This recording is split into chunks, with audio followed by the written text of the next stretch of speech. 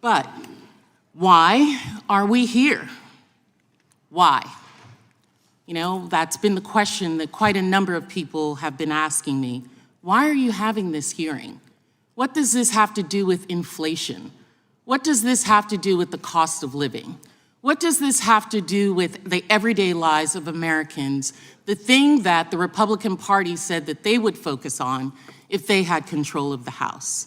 Why would the Republican leadership and the committee majority give a hearing and a platform to the witnesses today, specifically to Mr. Kennedy, a man who has recently claimed that COVID-19 is targeted to attack Caucasians and Black people? The people who are most immune are Ashkenazi Jews and Chinese. And before that, in his film, Medical Racism, The New Apartheid, that film stated that COVID-19 vaccines do not work for Black children because of their, quote, kick-ass kind of immune system, that hyper, superhuman, subhuman kind of language. He also said, even in Hitler's Germany, you could cross the Alps to Switzerland. You could hide in an attic like Anne Frank did, to imply Jews in Nazi Germany had more freedoms than unvaccinated Americans during the COVID-19 pandemic. Now, many of my Republican colleagues across the dais will rush to cover that they have Mr. Kennedy here because they want to protect his free speech, that they do not believe in American censorship. This is not the kind of free speech that I know of, the free speech that is protected by the Constitution's First Amendment. But free speech is not an absolute. The Supreme Court has stated that. And others' free speech that is allowed, hateful, abusive rhetoric, does not need to be promoted in the halls of the people's house. This Republican charge of free speech is being used by Republican members to promote quasi-science, things such as the replacement theory that says that brown people are replacing good white Americans here in this country. Let's not remember that this country first belonged to brown Native American people. It's a rallying cry for bigotry and hate. There are members of the Republican conference who also frequently suggest that Americans have to deal with COVID rules as the same as oppression of Nazi Germany. Indeed, some have even questioned whether the Holocaust took place. We have staffers who openly follow white supremacy without any condemnation of the Republican conference. Some give it chuckles, slaps on the back, shrugs, all under the mantra of free speech. It's a free country. You absolutely have a right to say what you believe, but you don't have the right to a platform, public or private. We don't have to give one of the largest platforms of our democracy, Congress, this hearing. Our right does not mean that we as Americans are not free from accountability. Mr. Kennedy, you are now recognized for your opening statement, and then we'll go right down the line.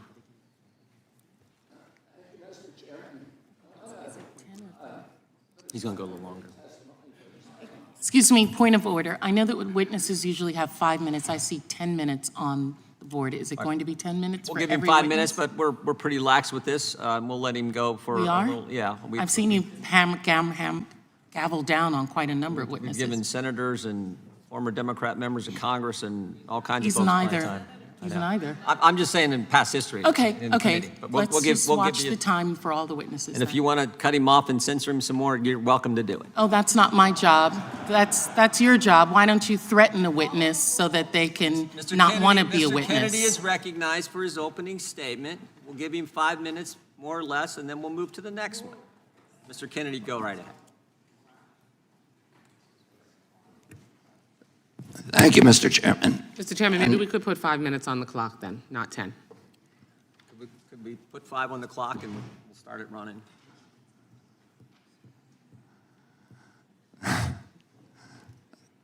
Thank you, Mr. Chairman. And I want to put aside my written statement for a moment and address one of the points that was brought up, I think an important point by the ranking member, that this body ought to be concerning itself with issues that impact directly the American people, the rising price of groceries, 76% over the past 2 years for basic foodstuff, the war in Ukraine, the inflation issues, the border issues, many, many other issues that concern us all as a nation. We can't do that without the First Amendment, without debate. When I gave my speech, my announcement speech in Boston 2 months ago, YouTube, I talked about all those issues. I focused on grocery. I focused on the fact that working class people can no longer afford to live in this country. I talked about inflation, all the issues that deeply concern you, and that you've devoted your career to alleviating those issues. 5 minutes into my speech, when I was talking about Paul Revere, YouTube deplatformed me. I didn't talk about vaccines in that speech. I didn't talk about anything that was a verboten subject. I just was talking about my campaign and things, the conversation that we ought to be having with each other as Americans. But I was shut down, and that is why the First Amendment's important. Debate, congenial, respectful debate is the fertilizer, it's the water, it's the sunlight for our democracy. We need to be talking to each other. Now, this is a letter that many of you signed, many of my fellow Democrats. I've spent my life in this party. I've devoted my life to the values of this party. 102 people signed this. This itself is evidence of the problem that this hearing was convened to address. This is an attempt to censor a censorship hearing.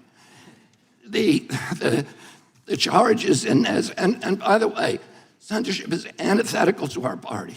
It was appalling to my father, to my uncle, to FDR, to Harry Truman, to Thomas Jefferson, as the chairman referred to.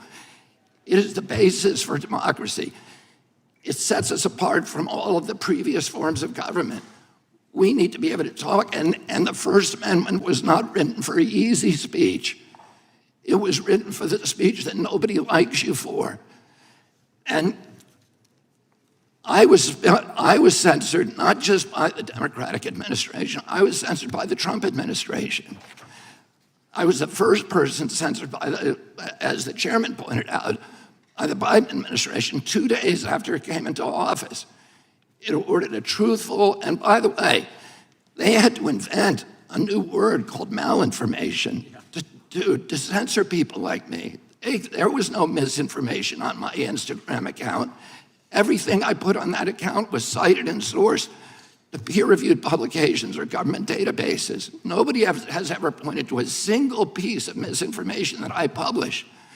I was removed for something they called malinformation.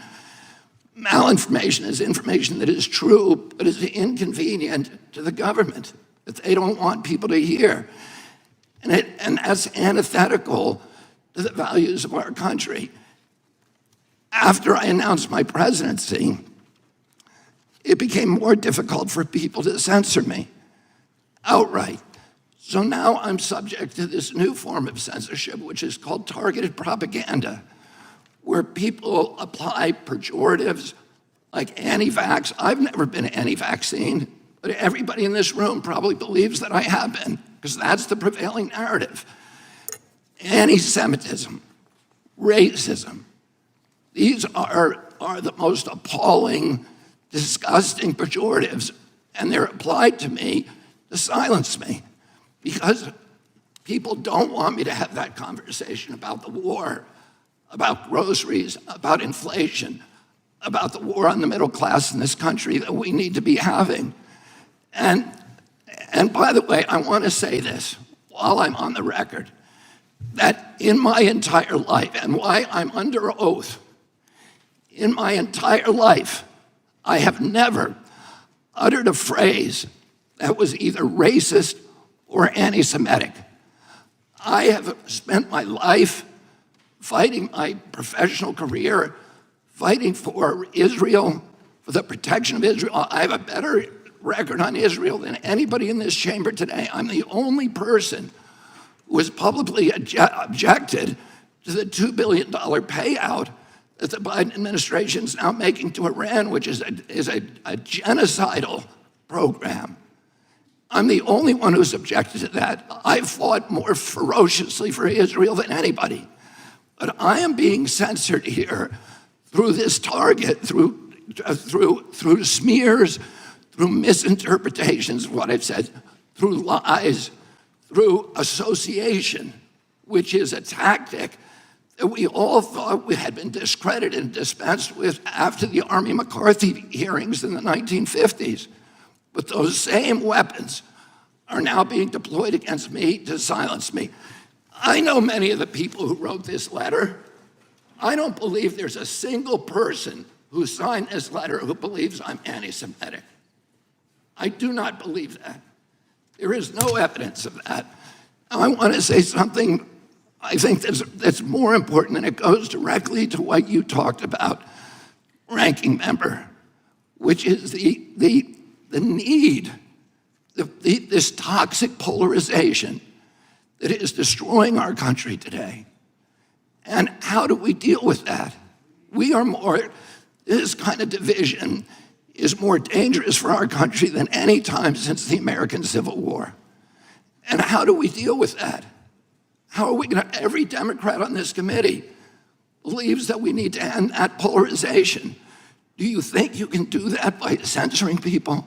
I'm telling you, you cannot.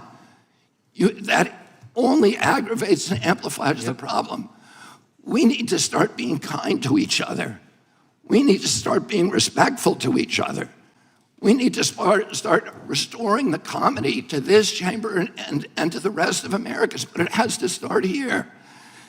My uncle, Edward Kennedy, has more legislation with his name on it than any senator in United States history. Why is that? Because he was able to reach across the aisle, because he didn't deal in insults, because he didn't try to censor people. He brought home people who were antithetical to what he believed in. He came home almost every weekend with people like Orrin Hatch to our house at the compound in Hyannisport. At that time, Orrin Hatch to me was like Darth Vader, because I was an environmentalist. And I was saying, why is Teddy bringing this guy home? But he knew that he was effective because he understood that comedy and respect and kindness and compassion and empathy for other people is the only way to restore the function in this chamber. But more importantly, today we need to give an example in the leadership of our country of being respectful to each other. If you think I said something that's anti-Semitic, let's talk about the details. I'm telling you all the things that I'm accused of right now by you. And in this letter are distortions, they're misrepresentations. I didn't say those things. There's fragments that I said, but I denounce anybody who uses the words that I have said to imply something that is negative about people who are Jewish. I never said those things. And I want to point out also that the chairman pointed to Dennis Kucinich, who's fighting behind me. There is no two people in the country who feel more differently about American politics than these two people. And yet they were friends. Dennis attended his children's basketball games, attended his daughter's wedding. This is what we need, how we need to start treating each other in this country. We have to stop trying to destroy each other, to marginalize, to vilify, to gaslight each other. We have to find that place inside of ourselves of light, of empathy, of compassion, and above all, we need to elevate the Constitution of the United States, which was written for hard times, and that has to be the premier compass for all of our activities. Thank you very much. Thank you. Mr. Chairman. Now recognize the ranking member for 5 minutes. And I think we'll do ranking member and one more, and then we'll have to take a break. Thank you, Mr. Chairman. I know that we talked earlier about a post that Mr. Kennedy had at the beginning of the Biden administration. I just want the record to reflect that that post has not been taken down. So I'm wondering about the extent of censorship when the post is still there. But more importantly, again, I go back to just the fact that we are creating a platform for this kind of discussion, not about the censorship, not about free speech, but the content of some of that speech that we are amplifying in this room. I'm appalled and just so troubled by colleagues that I have to work with, that these are individuals who would bring a witness who's promoted a video that compared the COVID vaccine to the Tuskegee trials. The Tuskegee trials were a very difficult time in Black America, where individuals who were already sick with the disease were then reviewed, experimented on, who already had a disease to see how far that disease went. And making the comparison that manipulates and preys on Black people's feelings about the atrocities of the past in order to prevent them from seeking life-saving vaccines in the present. And knowing that this is dangerous, I cannot also be unaware that this comes from an individual who, by Mr. Roy's introduction, is very smart and understands the implications of this. You know, Mr. Kennedy's own family decries his stance on vaccines, and families disagree on a lot of things. I got family members that, we all disagree, so that doesn't mean anything. But the fact that he has famously sent a request to a party guest that they had to be vaccinated to come to his party. And I'd like to introduce into the record a letter from Louis Silkin, a law firm representing Mr. Kennedy, which states, as he has stated repeatedly, he vaccinated all his children, and I'd like that to be introduced into the record, but tells the Black community and myself, a mother of 5 Black children, that I should really be careful and not necessarily have the same safeguards to protect my family, my children, from a virus that has killed millions of people because I'm Black. There's no secret that this is an amplification of his own platform. I'm not going to talk about the money that's received from the Children's Health Defense, from his anti-vaccine organization that's responsible for a majority of the false information out there about COVID, and the notoriety that's gained from it by manipulating Black and other vulnerable communities to propagate these pseudosciences. The gentleman from North Dakota is recognized. Thank you, Mr. Chairman, and I'd like to yield my time to Representative Massey. I thank the gentleman from North Dakota. Wow, the irony and cognitive dissonance from the other side of the aisle, it's deafening. You could cut it with a knife. They are at the same time denying that censorship is occurring, but suggesting that there's more material that needs to be censored. This is a hearing on censorship that began with an effort, with a formal motion from the other side of the aisle to censor Mr. Kennedy. They do not want him to speak, yet that is the topic of this hearing. They have kept him from speaking. A collusion between the government and private organizations. Mr. Kennedy, in your opening statement, you introduced us to this word malinformation. Can you tell us more about this made-up word, what it means, and some of the things that you've said or tried to say that you've been censored for that's been characterized as malinformation? Yes, Congressman Massey, and if by your leave, I'd like to just respond very briefly to some of the, what I would call defamations that have been just applied to me by the ranking member. I'm happy to talk to you about my opinions on these issues. What you have stated and tried to associate me with through guilt by association is simply inaccurate. Virtually everything, every statement that you just made about me is inaccurate. I have never advised Black Americans not to receive vaccines. At one point, you say I'm anti-vax, and that's a bad thing. The other moment, you point out that all my children are vax. I'm fully compliant with the vaccine schedule myself, except for COVID. I took flu vaccines for 20 years straight. I have never been anti-vax. I have never told the public avoid vaccination. The only thing I've asked for, and my views are constantly misrepresented, so that the truth of what I believe is not, we're not allowed to have a conversation about that with the American people, which I believe vaccines should be tested with the same rigor as other medicines and medications. You tried to associate me a moment ago with the replacement theory, which is racist. No, I did not say you Time had the belongs to the replacement gentleman theory. from I the said my second. colleagues The time did. belongs to the gentleman from I Kentucky. denounce that theory. It is racist, and I have never endorsed it or had any association with it. Our film on a medical, by the way, medical apartheid? Bill Buxton, who is the black CDC official who ultimately exposed the Tuskegee experiment, tried for years and years to appeal to CDC to stop it for 40 years. Finally, he got relief by walking into my uncle's office in the building next door. Teddy held hearings and ended the experiment. I remember that very well.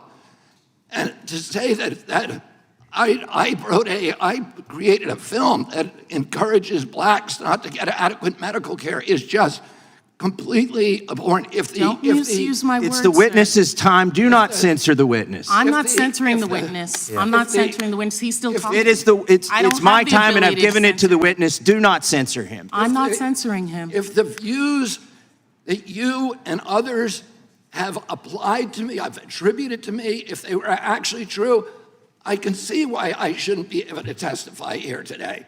Those are not true. These are defamations and malignancies that are used to censor me, to prevent people from listening to the actual things that I'm saying. And I think, Ranking Member, that we should have a real conversation rather than an exchange of ad hominem attacks. Mr. Kennedy's and others here are claiming that they've been censored, but they actually have a huge megaphone.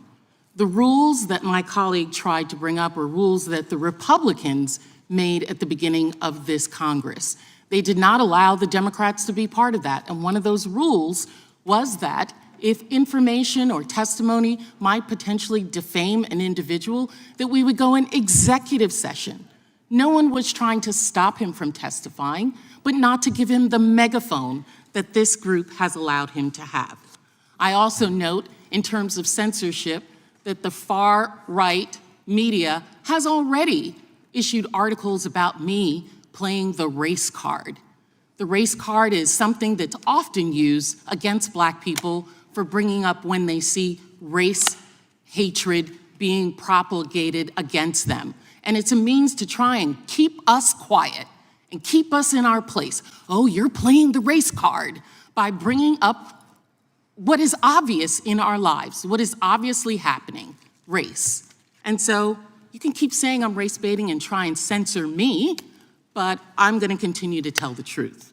I want to be abundantly clear about what else is happening in this room.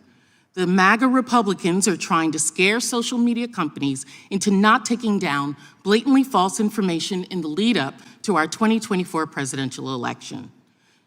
Chair Jordan knows, as we do, that when conspiracy theories succeed, so does Donald Trump. Russia interfered in our 2016 election, they attempted in our 2020, and they're going to try to interfere in the 2024 presidential election. We note that Russian trolls sought to suppress the Black vote by unleashing a torrent of social media posts designed to stoke racial tensions and spread incorrect voting information. In 2021, our national intelligence agencies found that proactive information sharing between the government and social media companies facilitated the expeditious review and, in many cases, removal of social media accounts covertly operated by Russia and Iran. Ms. Wiley, if the government is not able to proactively share information with social media companies in 2024, what is the likely what is likely to have be the ramifications? And I'd ask that you make your answer as succinct as possible because there's a lot of information I need. I will just quote one thing. Mr. Prigozhin, who's been in the news of late, actually said explicitly and openly that they would continue to try to spread mis and disinformation into the United States and interfere with our elections. Thank you. They know that Russian interference, that is, the MAGA Republicans know that Trump benefits when Russia interferes. The super PAC that supports, the same super PAC that supports Mr. Kennedy and has raised significant funds on his behalf is run by a man named Jason Bowles. Here's Jason Bowles' Twitter profile, as you can see up on the screen. Jason Bowles isn't just a MAGA supporter, he also ran the super PAC for MAGA Republicans Marjorie Taylor Greene, Lauren Boebert, George Santos, and in 2022, he supported Herschel Walker. So the person behind Mr. Kennedy's super PAC is an individual who personally and professionally wants the Republican Party to succeed. Yet, Mr. Kennedy is running as a Democrat. Ms. Wiley, will it benefit Mr. Kennedy as well as the other individuals that are supported by the super PAC if social media companies are less able to detect and if needed, if they determine that it's needed, to remove Russian covert information designed to suppress votes in this country? It is possible. Thank you. I yield back. Can I yield the remainder of the time? Gentlelady yields back. I now recognize Mr. Stubbe from Florida for his 5 minutes. Mr. Kennedy, do you want to respond to that? Can you do that quickly? Yeah, I've never heard of Mr. Bowles, and I've never heard of that super PAC. This is typical of the accusations against me at this hearing. They are baseless, every single one. I've been subjected to a parade of defamations. If I believe those things about myself, I wouldn't want to hear me either. I'd want to gag me and lock me in a room somewhere. But none of those are true, and they were all of this parade of accusations and defamations were made against me in a way that was calculated to make sure that I could not respond to any of them. Every one of them I'd like to respond to, but I was not allowed to. I did want to ask Ms. Wiley regarding, we had a discussion and it was brought up by one of the witnesses related to the website Gab. And if you could tell us, it seems to me that while Mr. Kennedy is here, he claims to have been censored, but in reality, his group Children's Health Defense has been allowed to say whatever they want on Gab. Can you share what Gab is? Gab is a online community that it explicitly states that it wants to create a Christian political economy, and it is a space where researchers have identified a massive influx of extremist and also explicitly anti-Semitic engagement and behavior. Not saying that's about everyone who participates, but that has been documented. And as I stated earlier, the convicted murderer in the Tree of Life massacre actually spent a lot of time on that, and it was deplatformed because it was not adhering to some of the social media policies about identifying that kind of speech. Thank you. I yield back. I want to thank our witnesses for being here today. We appreciate the work you're doing to defend the First Amendment, and thank you for just very compelling answers and compelling testimony and the work you've done and how important this is for the country. I mean, if we don't have a First Amendment, it's just, I'm frightened by where we go. May I, Mr. Chairman? You may not, you may not. I just Mr. want to Chair. respond. Mr. Chair, I don't the time think- is out, we're done. I haven't adjourned the hearing, and I don't think you're the chairman. wanna- Mr. Chair, Mr. Chair, Chairman's discretion. I We're gonna know let it's Mr. your Kennedy- discretion, We're going but to let Mr. Kennedy. he has had so much additional time. Well, I think everyone's had Why? additional time. And and we're gonna why? get- Why are you doing that specifically for him? Because I we just don't. want As to opposed to other explain people. I'm sure the witness, super Explain PAC. I'm sure the on Democratic other witness will be places. as short as he possibly can. No. Are you going to allow our witness to just give another piece? No, of let what him address the wanna defamatory acknowledge- comment that was made Address- about him that's untrue. There, wanna- that was not defamatory. That is a legal definition that was not met. I want to acknowledge a- information about the super PAC that you mentioned. Go ahead. I've just been told that that super PAC is connected to somebody that we have a connection to. It's not a super PAC that I've endorsed, and it's not one, as I said, that I've ever heard of. Thank the gentleman.